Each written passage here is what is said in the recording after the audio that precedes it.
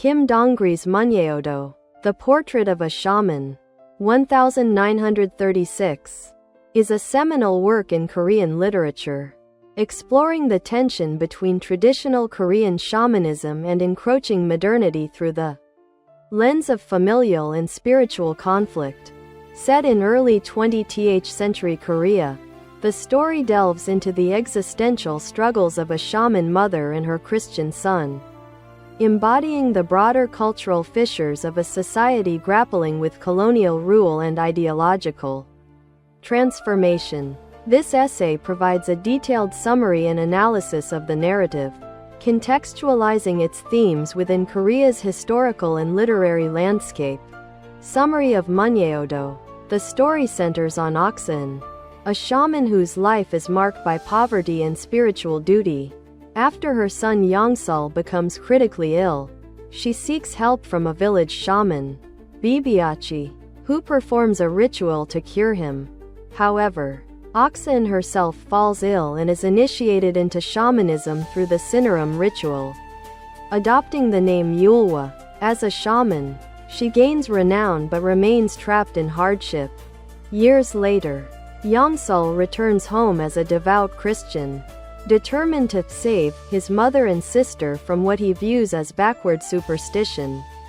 A violent confrontation ensues when Yulwa attempts to exorcise Christian influences from her home, culminating in Yongsul's accidental death. The tragedy underscores the irreconcilable clash between shamanic traditions and Western modernity, leaving Yulwa isolated and bereft. Themes and symbolism. 1. Tradition versus modernity. Kim Dong-ri frames shamanism as a cornerstone of Korean identity, juxtaposed against the foreign imposition of Christianity. Ulwa's rituals represent Korea's indigenous spiritual heritage, while Yongsul's conversion symbolizes the disruptive force of Western ideology. The mother-son conflict mirrors Korea's struggle under Japanese colonization, 1910 to 1945, where traditional values were suppressed in favor of assimilation. 2. Existential suffering and fate. The characters' lives are governed by an inescapable fatalism. Ulwa's transformation into a shaman is not a choice but a destiny imposed by illness and societal marginalization. Similarly, Yongsul's zeal for Christianity stems from a desire to transcend his impoverished origins. Yet his efforts lead only to tragedy. Kim suggests that both tradition and modernity fail to alleviate human suffering, reflecting his philosophical inquiry into existential despair. 3. Cultural paradox. The story captures Korea's ambivalence toward shamanism, a practice simultaneously revered and ridiculed.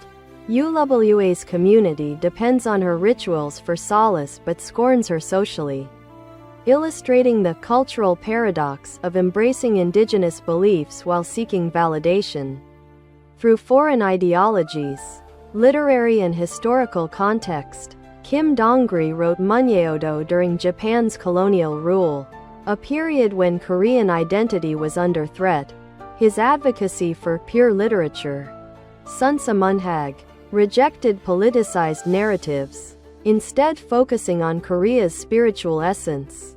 The story's expansion into the novel Yulwa, 1978, allowed Kim to deepen his critique of modernity, framing shamanism as a vessel for universal human struggles. The work also reflects Kim's fascination with myth and mysticism.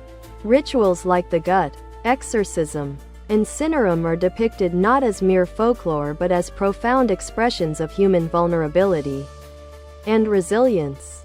This aligns with Kim's belief that shamanism could offer a new human religion to counter the alienation of modern life. Critical reception and legacy. Munyeodo has been praised for its lyrical prose and unflinching portrayal of cultural conflict. Critics highlight its exploration of mysterious duality, the coexistence of reverence and disdain for shamanism, as a defining feature of Korean identity. The story's adaptation into films, Munyeodo, 1972, and Animations. The Shaman Sorceress, 2020, underscores its enduring relevance. Kim's work has also garnered international attention.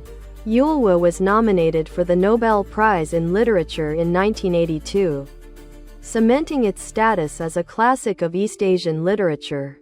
Translations into English, French, and Spanish have introduced global audiences to Korea's rich spiritual heritage. Conclusion: Munyeodo is more than a tale of familial strife. It is a poignant allegory for Korea's struggle to preserve its soul amid external pressures. Kim Dongri masterfully intertwines personal tragedy with national identity, inviting readers to ponder the cost of cultural erasure. While the story offers no easy resolutions, its power lies in its unflinching honesty, a reminder that the clash between tradition and modernity is not merely ideological but deeply, painfully human. Through ULWA's journey, Kim challenges us to confront the contradictions within ourselves and our societies, urging a reconciliation of the old and new.